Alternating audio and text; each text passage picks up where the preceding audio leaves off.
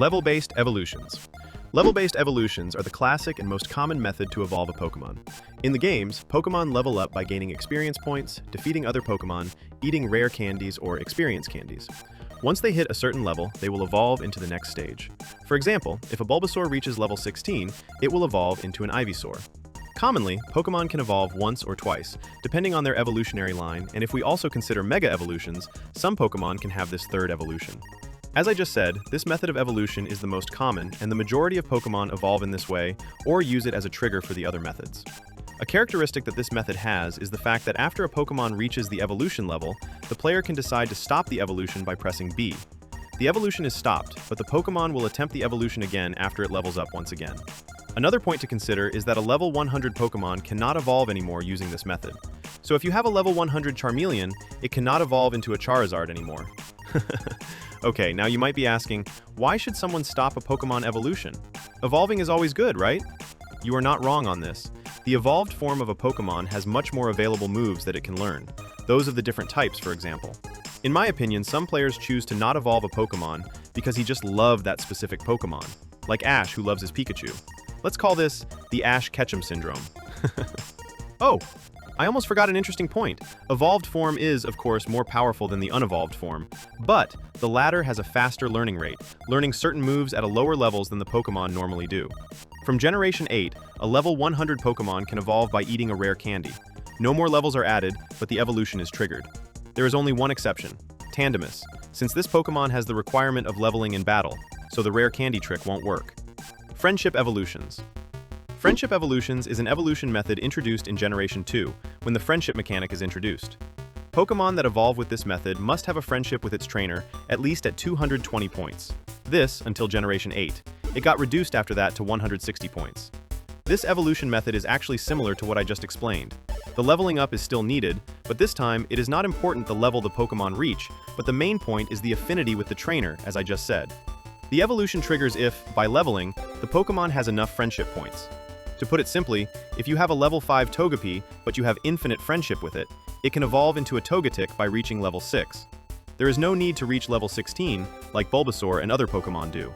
This method of evolution is a feature for all baby Pokemon and few others. Now let's talk about what friendship is. Friendship, historically referred to by fans as happiness, is a measurement of how much a Pokemon is attached to its trainer and enjoys being with him. Friendship was first introduced in Pokemon Yellow, though only for the Pikachu received at the beginning of the game. It was then expanded to apply to all Pokemon starting in Generation 2.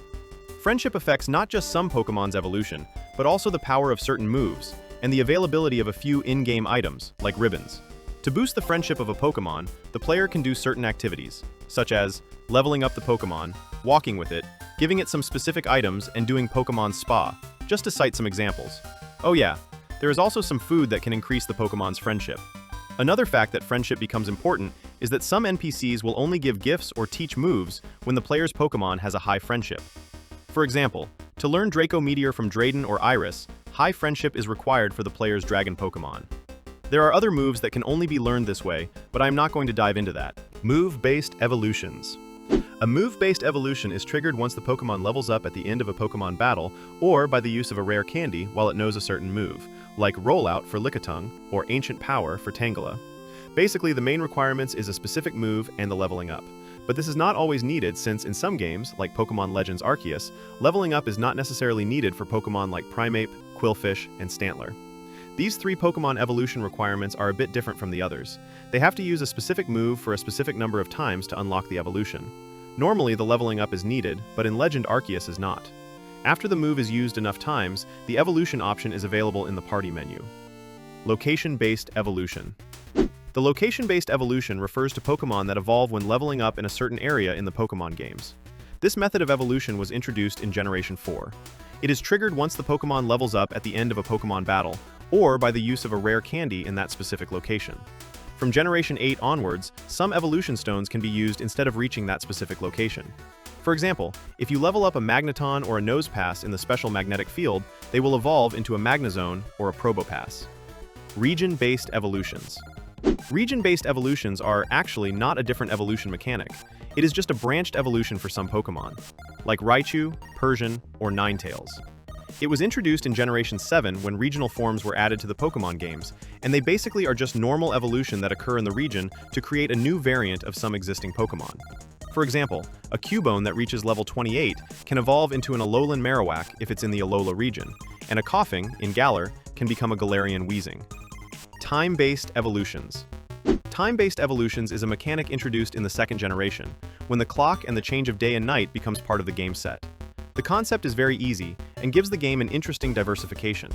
Simply speaking, time-based evolution is just evolution that occurs in daytime or nighttime. Espeon and Umbreon are perfect examples for this mechanic. The first is evolved from an Eevee in daytime, while the second is the nighttime counterpart. Of course, leveling up and high friendship are still needed. Another nice example is the case of Rockruff, who has 3 forms. One, while evolving during daytime, one during nighttime, and another, called Dusk form, is also a nighttime evolution, but only if it has the ability Own Tempo, and if it only happened during the first hours of the nighttime. I know, I just confused you. Let me make it more clear. Rockruff becomes a Dusk form Lycanroc only during the evening time, which is basically from 6 p.m. to 8 p.m. But this is not truly correct because it depends on the game version and is very confusing, so I am not going to dive further. Just remember that the ability Own Tempo is the main requirement. Gender-based evolutions.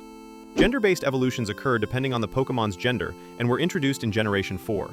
Several Pokemon can only evolve to a certain Pokemon depending on its gender.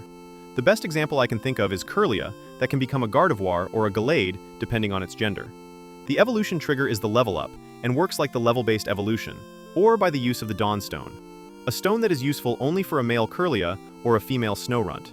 Some Pokemon, like Combee and Salandit, are unable to evolve if they are male and have an evolutionary line only if they are female. However, if either of them holds an Eviolite, an item usable by Pokemon who have not yet fully evolved, it still has the same effect on them regardless of their gender. I still haven't understood why this stone allows this, but it works. Another fact I want to mention is the case of Litleo. Litleo can evolve in 2 versions of Pyroar, but this is not a real gender-based evolution since only their appearance is different. It's just fan service in my opinion. Game-based evolutions. Game-based evolution is not a real category or evolution method, but a game exclusivity introduced in Pokemon Sun and Moon. Just think about those Pokemon that you cannot catch in a specific version of the game. Like Ursaring, for example, who was only available in Pokemon Gold and not for the Silver version. Now, that is the only example I remember because it causes me a lot of pain to have it since I played the Silver version of the game. Funny anecdote apart, what I was saying? Oh yeah, in Pokemon Sun and Moon, Cosmoem, the legendary mascot Pokemon of this generation, can evolve into Solgaleo if the game you are playing is Pokemon Sun, Ultra Sun, Sword, or Scarlet. While it will evolve into Lunala if the game you are playing is Pokemon Moon, Ultra Moon, Shield, and Violet.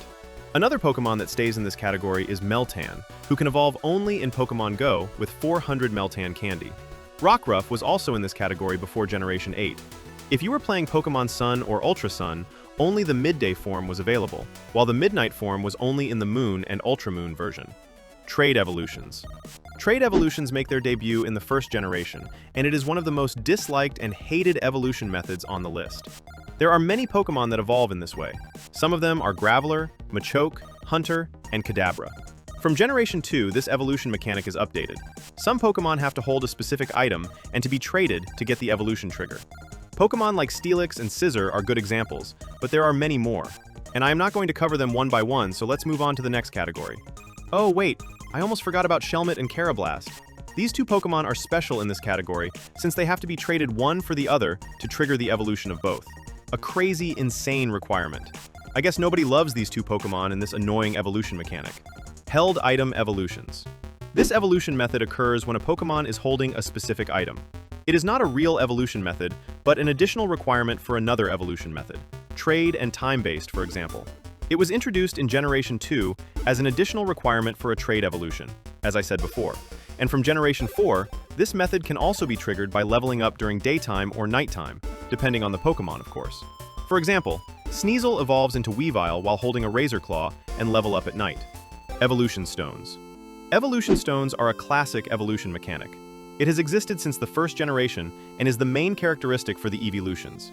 It is a very simple method to understand. Just expose a specific stone to your Pokemon and it will evolve. And that's it! Okay, let me give you some examples.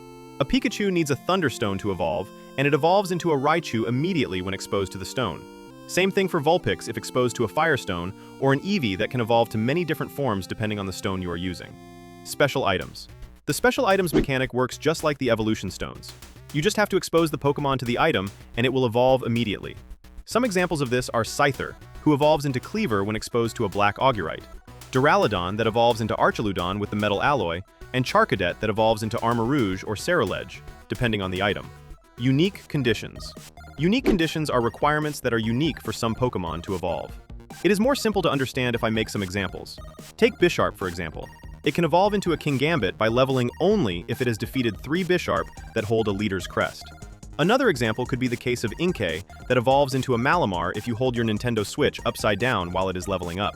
Wurmple is another crazy example that evolves into a Silcoon or Cascoon depending on its personality value, whatever it is. I still haven't figured out what that means. To summarize, we can say that the real different methods are just 3: leveling up, trade-based, and evolution stone-based. The other methods are actually just additional requirements for the leveling up or other methods.